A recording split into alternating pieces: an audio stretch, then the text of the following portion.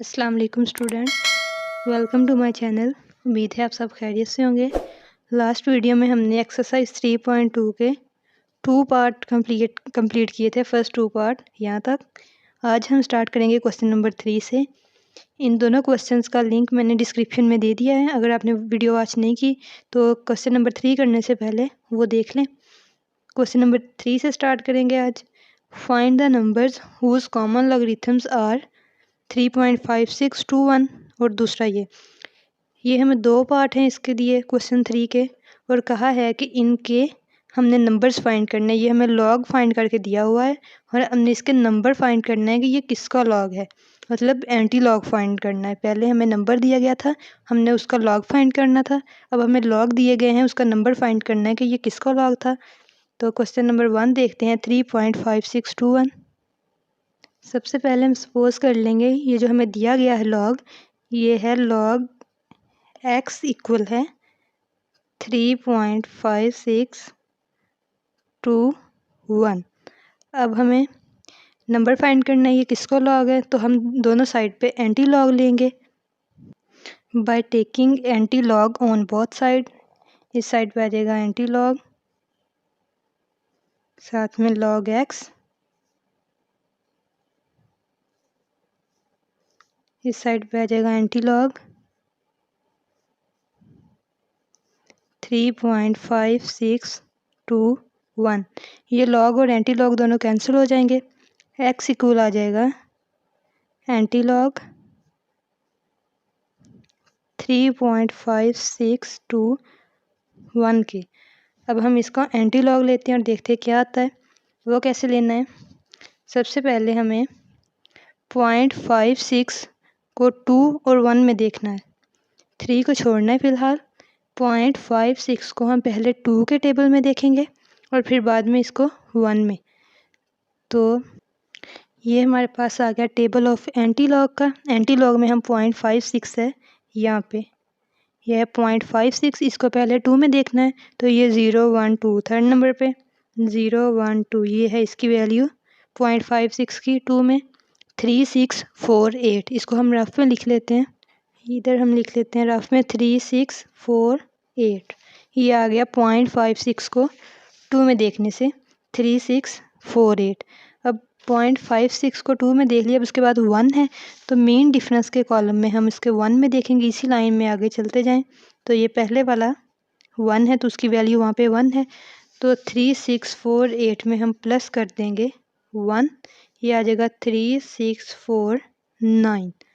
यहाँ पे लिख लिया 3649। अब ये 3 का क्या मतलब है, 3 हमारे पास है करेक्टरिस्टिक। इसका मतलब ये है कि इसको देख के हमने डेसिमल लगाना है। तो ये 3 है, तो यहाँ डेसिमल कहाँ पे आएगा। फॉर एग्ज़ाम्पल अगर हमारे पास 735.4 होता था जब हम लॉग लेते थे, तो डेसिमल को जब हम यहाँ पे प्लेस करवाते थे तो 1 2 2 पॉइंट आगे आते थे, तो उसकी करेक्टरिस्टिक 2 होती थी अगर राइट साइड से आए, और अगर लेफ़्ट साइड से आए तो वो यहाँ पे लगाते थे माइनस, तो वो -2। मतलब ये कि अगर हम इसको 2 प्लेस करवाएं, 2 डिजिट रिप्लेस करवाएं डेसिमल को, तो उसकी करेक्टरिस्टिक 2 थी। तो यहाँ पे हमारे क्वेश्चन में 3 दी गई हैं, तो हमने वहाँ पे डेसिमल प्लेस करवाना है कि जहाँ पर अगर हम उसको राइट साइड पे लेके आएँ, राइट प्लेस पे, तो वो 3 बने। जैसे अगर हम यहाँ पे करें तो इधर से यहाँ तक आते हुए 1, यहाँ से 2, यहाँ पे अगर हम लगाएंगे डेसिमल को तो ये इसकी राइट प्लेस है। ये 3 हमें बता रहा है कि ये करेक्टरिस्टिक है। इसे देख के हमने डेसिमल को प्लेस करना है। 3 था तो हमने यहाँ पे प्लेस किया, क्योंकि यहाँ से इस नंबर तक जाते हुए हमें करेक्टरिस्टिक 3 बनती है। जैसे 9, पहले यहाँ से 9 के बाद फिर 4 के फिर 6 के 1 2 3, तो यहाँ पर ये डेसिमल प्लेस होगा। या फिर सिंपल आप कह लें कि अगर हमारे पास 3 हो यहाँ पे करेक्टरिस्टिक, तो हमें इस साइड से अगर काउंट करना शुरू करें तो 4 नंबर के बाद डेसिमल लगाना है। अगर यहाँ पे 2 होता तो हमें 3 नंबर के बाद लगाना था। इसी तरह अगर हमारे पास यहाँ पे करेक्टरिस्टिक 1 होती तो यहाँ पे हमने 2 नंबर के बाद डेसिमल पॉइंट लगाना था, 1 नंबर ज़्यादा, क्योंकि जब हम उसको रिप्लेस करके उसकी असल जगह पे लेके आएंगे राइट प्लेस पे, तो वो वही करेक्टरिस्टिक बनेगी। तो यहाँ तक भी क्वेश्चन का आंसर ठीक है। अगर इसके बाद में 0 लगा लें फिर भी ये ठीक है, तो ये वो नंबर है जिसका हम लॉग लें तो उसकी ये वैल्यू आएगी। क्वेश्चन नंबर 2 करते हैं, फिर आपको अच्छे से समझ आ जाएगी। क्वेश्चन नंबर 3 का पार्ट 2 है। 1.7427 1 के ऊपर लाइन है, इसका मतलब ये -1 है। तो हमने सपोज कर लिया log x इक्वल है दिस क्वेश्चन 1.7427 के। फिर by taking anti log on both side, ये दोनों लॉग और एंटी लॉग कैंसिल हो जाएंगे, तो यहाँ पे बच जाएगा x इक्वल एंटी लॉग 1.7427। अब ये 1 को फ़िलहाल छोड़ते हैं। 0.74 को पहले हमने 2 के टेबल में देखना है और फिर 7 के। तो पहले 0.74 को 2 में देखते हैं। ये हमारे पास यहाँ पे 0.74 है एंटी लॉग के टेबल में, और इसे 2 में देखना है। ये 0 1 ये 2, ये आ गया इसका 2 का। 0.74 को 2 की रो में देखा तो कॉलम में, तो 5521, इसको हम रफ में लिख लेते हैं 5521। 0.74 को 2 में देखा तो 5521 आ गया। अब 0.74 को हमने 7 के कॉलम में देखना है, मीन डिफरेंस वाले, तो वो देखते हैं 0.74 को 7, ये 7 के कॉलम में, ये आ जाएगा इसी रो में हम, ये आ गया 7 पे 9, तो हम इसमें ऐड करेंगे 9 को, तो ये हमारे पास आ जाएगा 5530। तो इसका एंटी लॉग आ गया 5530। अब हमारे पास पहले तो ये था कि सिर्फ 3 था पॉजिटिव का, तो हमें राइट साइड पे लगाना था डेसिमल। अब 1 के ऊपर बार है, ये लाइन है, इसका मतलब ये -1 है, और जब -1 हो तो वो करैक्टरिस्टिक हम लेफ़्ट साइड से देख रहे हैं। तो इस साइड से -1 कब आएगा? अगर हम यहाँ पर पॉइंट लगाएंगे। इसका मतलब ये है, यहाँ पे 0 भी लगा सकते हैं, ना भी लगाएं फिर भी ठीक है। 0.5, इसका मतलब ये है कि अगर हम डेसिमल को इसकी राइट प्लेस 5 पे लेके आएंगे 5.5, तो ये 1 माइनस में आएगा, क्योंकि यहाँ से यहाँ तक जाते हुए एक डिजिट को हम करवाएंगे इसको, तो उसके बाद लेफ़्ट साइड से है तो ये माइनस आ जाएगा। तो अगर हमारे पास यहाँ पे करैक्टरिस्टिक प्लस में होगी तो हम राइट साइड से इसको देखेंगे, अगर यहाँ पे माइनस में होगी तो हम उसके बैक साइड पे हम इस पर लगाएंगे। एक था तो हमने उसके पीछे लगा दिया, मतलब साथ लगा दिया इसको। अगर हम इसके राइट प्लेस पे लेके आएंगे तो यहाँ पे लेके आएंगे, 1 पॉइंट आगे आएगा, तो इसका मतलब ये है कि हमने 1 पॉइंट पीछे लगा दिया, इसका मतलब 1 माइनस में है। तो नेक्स्ट स्टार्ट करते हैं क्वेश्चन नंबर 4। क्वेश्चन नंबर 4 है, What replacement for the unknown in each of the following will make the statement true? कि ये जो हमें 4 पार्ट दिए गए, इनमें अननोन जो नंबर है उसकी वैल्यू हमने फाइंड करनी है। उसको जो दिया गया है हमें अननोन, उसकी हमने वैल्यू फाइंड करनी है स्टेटमेंट को ट्रू करके। तो ये जिस नोटेशन में दिया गया है, पहले हम ये देख लेते हैं ये कौन सी नोटेशन है। इससे पिछली वाली एक्सरसाइज 3.1, उसके बिल्कुल नीचे ही logarithm of a real number, ये दिया गया है इसकी नोटेशन में। ये किस तरह से है, यहाँ पे हमें बताया है कि द रिलेशंस a की पावर x इक्वल y हो and log a y equal x हो और इक्विलेंट, ये दोनों जो हैं वो बराबर होते हैं। और इसमें ये जो a की पावर x इक्वल y है, x is called the logarithm of y to the base a। तो ये जो a है इसको हम बेस कहते हैं और x को कहते हैं कि ये log है y का। तो ये दोनों नोटेशन इक्वल हैं। When one relation is given it can be converted into another. इसका मतलब है कि उसने कहा है कि अगर इन दोनों में से कोई एक रिलेशन दिया गया हो तो उसे हम दूसरे की फॉर्म में लिख सकते हैं।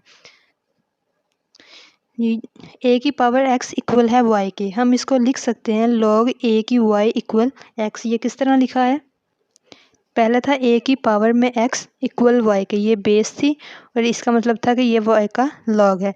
तो इसे हम लिख सकते हैं log, ये जो a ये बेस में चला जाएगा क्योंकि ये है ही बेस, इसको हम बेस कहते हैं। log a और x log है y का, तो ये y इक्वल आ जाएगा x के। सिंपल, ये y जो है इस साइड पे आ जाएगा और x y की जगह पे आ जाएगा।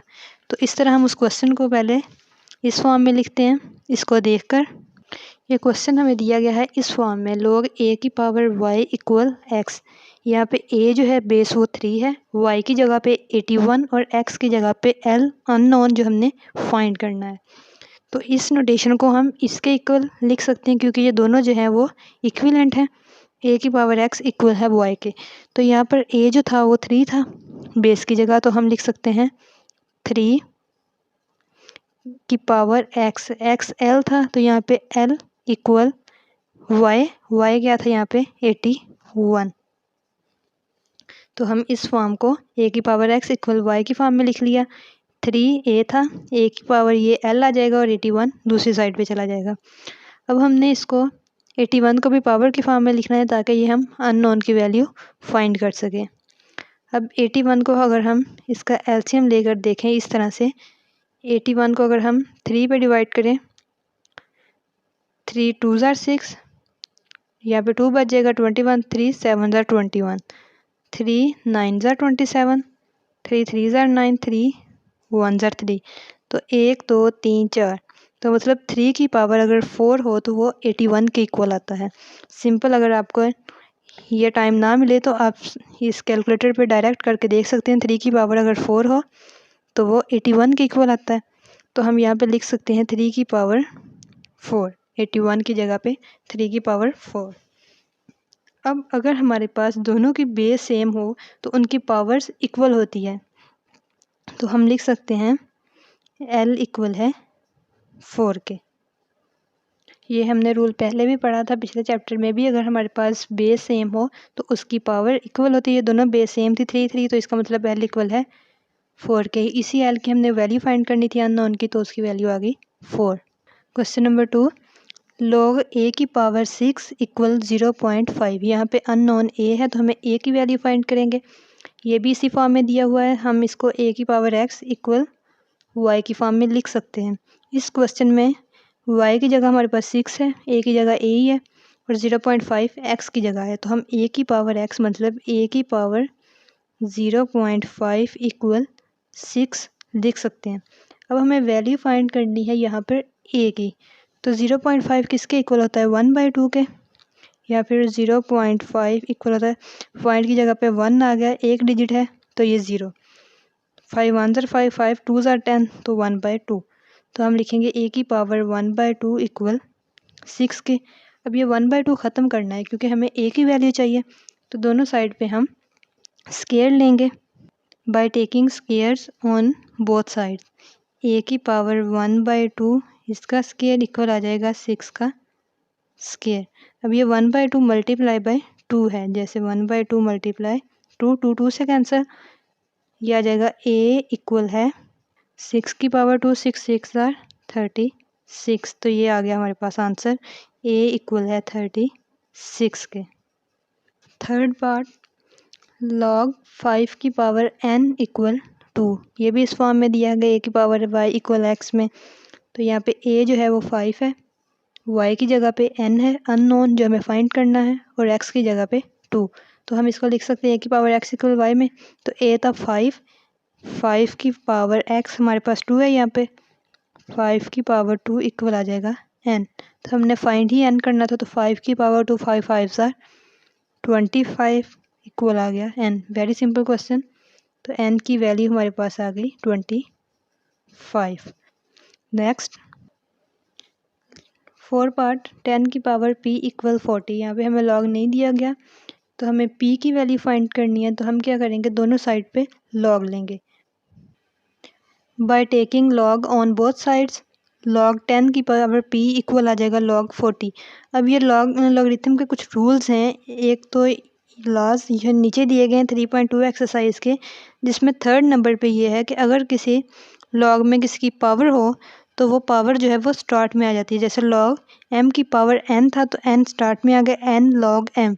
ये रूल हम बाद में डिटेल से पढ़ेंगे, इसके क्वेश्चन भी करेंगे, लेकिन यहाँ पे सिर्फ इतना याद रख लें कि ये जो पावर है ये log में स्टार्ट में आ जाती है। जैसे ये p था, p log 10 इक्वल आ जाएगा log 40 के। अब log 40 जो है कैलकुलेटर पे डायरेक्ट भी आ जाता है। जैसे अगर हम लिखें यहाँ पे क्वेश्चन में कौन सा हमें कहा गया है कि टेबल यूज़ करें, तो हम डायरेक्ट भी ले सकते हैं। log 40 1.6020, लेकिन अगर हम वैसे जैसे हम पहले लेते वैसे लें तो अब ये log 40 था तो हम क्या करेंगे कि पहले सबसे पहले वहाँ पे था राउंड ऑफ करने का पहला स्टेप, तो ये पहले ही राउंड ऑफ है, 4 से ज़्यादा डिजिट नहीं है। तो दूसरा इसकी करैक्टरिस्टिक फाइंड करनी, तो ये 40 है, तो इसका मतलब ये 40.0, तो 0.40 के बाद है। तो यहाँ से अगर हम यहाँ तक आए 4.0, एक डिजिट रिप्लेस करेंगे यहाँ से यहाँ तक आने में एक नंबर जो होगा, तो इसका मतलब इसकी करैक्टरिस्टिक जो है वो 1 होगी, क्योंकि सिर्फ एक डिजिट हम रिप्लेस करवा रहे हैं डेसिमल को, तो इसकी करैक्टरिस्टिक 1। तो ये है हमारे पास, आप फ़र्ज़ कर लें कि 4.000। अगर हमने इसको 4 डिजिट में देखना है तो ये हमारे पास 4.00, जितने मर्ज़ी ज़ीरो लगा लें। तो ये यहाँ पर था, तो एक डिजिट हमने रिप्लेस करवाया तो इसकी करैक्टरिस्टिक 1 आ गई।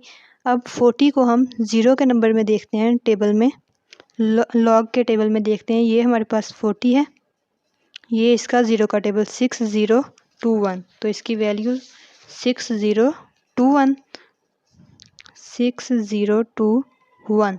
40 को ज़ीरो में देखो, और दूसरा ज़ीरो जो है वो मेन डिफरेंस के टेबल में वो है ही नहीं, तो इसका मतलब 6021 ही इसका लॉग है।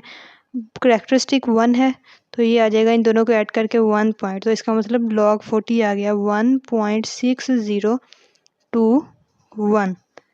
40 का हम डायरेक्ट भी लिख सकते हैं, लेकिन लॉग टेबल यूज़ करके भी हमने लिख लिया 1.6021। इस साइड पे है p log 10। अब log 10 की वैल्यू फाइंड करनी है। log 10 हमारे पास बेसिक है, इसको हम डायरेक्ट लिख सकते हैं हिंट दे के। log 10 की वैल्यू हमारे पास इक्वल होती है 1 के, तो p मल्टीप्लाई 1 इक्वल आ जाएगा 1.6021। तो p की वैल्यू हमारे पास आ गई 1.6021 के। log 10 बेसिक आप याद रख सकते हैं, log 10 इक्वल है 1 के। अगर हमने टेबल से फाइंड करना है तो फिर वही तरीका जैसे हमने 40 को किया था।